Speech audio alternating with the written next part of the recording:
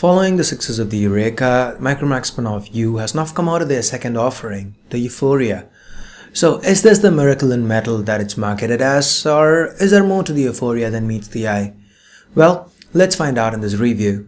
But before we do, if this is your first time here, or in case you just can't remember, my name's Ash, this is C4E Tech, and you're watching my full review of the Euphoria. Let's get started.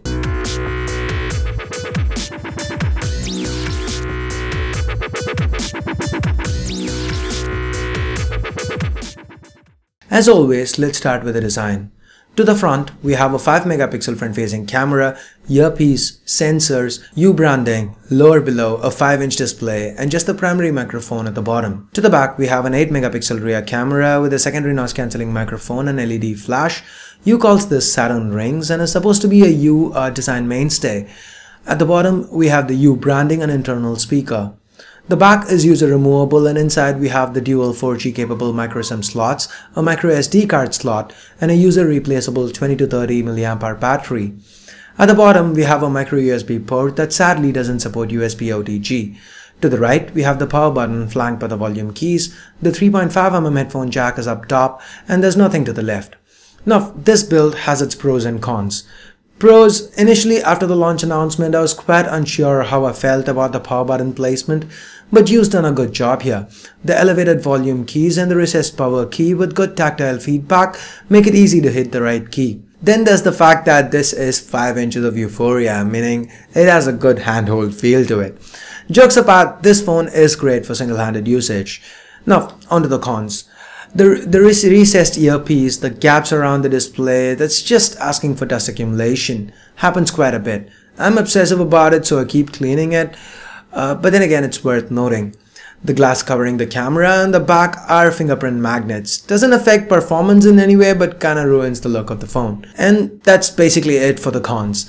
The back cover does feel a little flimsy, but now I'm not gonna call it a con because it is what it is. It's a back cover that does a good job of, well, covering the back. So overall, while this might not be the miracle in metal that U claims it to be, the Euphoria does feel well designed and built, especially when taking the price into consideration. Well, a phone's not all about the looks now, is it? Underneath the hood, the Euphoria is powered by a 64-bit capable Snapdragon 410 chip. This houses 4 Cortex-A53 cores clocked at 1.2 GHz each, coupled with an Adreno 306 GPU and 2 gigs of RAM. There's also 16 gigs of onboard storage. The Euphoria benchmarks as well as can be expected, and with real-time stressful scenarios like gaming, again performs as well as expected. That is, while it can't run the most intensive of games at full graphical settings, it can run them. Tone down the graphics a little bit and you're golden. It punches well above its weight. The audio via the rear speakers is also quite loud and clear. I had no issues with call quality, but the audio output via the 3.5mm headphone jack wasn't great. So I swapped the included earphones with my ATH M50X and it still wasn't really good. Anyway, moving on, the Euphoria sports a Gorilla Glass 3 covered 5-inch IPS display with a 720p resolution, giving it a pixel density of 294 pixels per inch. While that's still sharp enough, this is not the most color accurate of displays. It is a little warm, but viewing angles are good with just mild discoloration at extreme angles. Taking price into consideration, I'd say that this is a pretty decent display.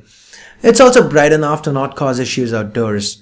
Now, all this is powered by a 20 to 30 mAh battery, and the battery life is good. On a looping video playback test, the Euphoria lasted a little under 9 hours before running out of juice. A little disclaimer here: with my regular day-to-day usage testings, I used a single 3G SIM, and with that, the Euphoria managed to get me through each of my 7 days on a single charge with about 20% juice left at the end of the day. My regular day involved some music via Bluetooth, a lot of mails, push notifications from social media apps, 3G and Wi-Fi on all day, a bit of casual gaming, a few YouTube videos here and there, so I guess you could call that moderate usage.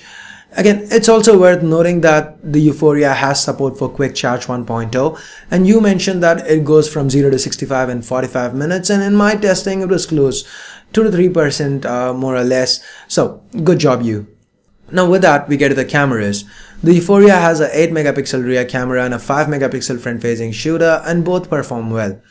I have a dedicated in-depth camera review and I'll leave a link to that in the description down below and also a card here in this video. But if you don't have the time to check it out, the short version is that under good lighting conditions, this camera performs well. Low light, it's bad. Flash is good. The front camera is also decent. 1080p videos via the rear camera came out well. There's support for slow motion as well. On the user interface side of things, the Cyanogen camera app is simple to use.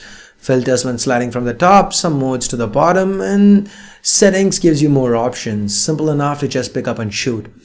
Talking about Cyanogen, that's what we have on board on the Vuforia. Cyanogen OS 12 built on top of Android 5.0 Lollipop. I'm sure you've seen Cyanogen mod before, but this time around with CM12 there are a few new things. Apart from the stellar theme engine that's built in, we also have an app themer that gives you more granular control over theming. This lets you theme individual aspects of the UI. There's Boxer Mail built in, and then there's Truecaller integration now. The Vuforia is the first time we are seeing this on Cyanogen. Now barring this, we've seen the rest many times before. Like I said, like there's double tap to wake and double tap to sleep. There's a lot of customization options built into the settings menu. You even have the option to record footage on the screen. Good stuff. Now that doesn't mean the Vuforia isn't without any flaws. Number one, touch response. It does suffer from lackluster touch response that reflects while playing games at times and mostly when you just type fast. At times, the Vuforia just loses track of your presses, leading me to experience more than my average number of typos in my time with the Vuforia. Number two is the proximity sensor.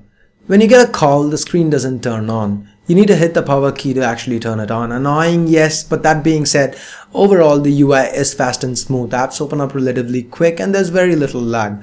The 2 gigs of RAM on board helps a lot in keeping the Vuforia from aggressively killing background apps, meaning multitasking is pretty good. You're not gonna have the app reopen on you, so overall you get a faster experience with the Vuforia. So with that, we get to the price, and the Vuforia is very competitively priced at 7,000 rupees and is available exclusively via Amazon.in. So here's my 2 cents. Should you get it?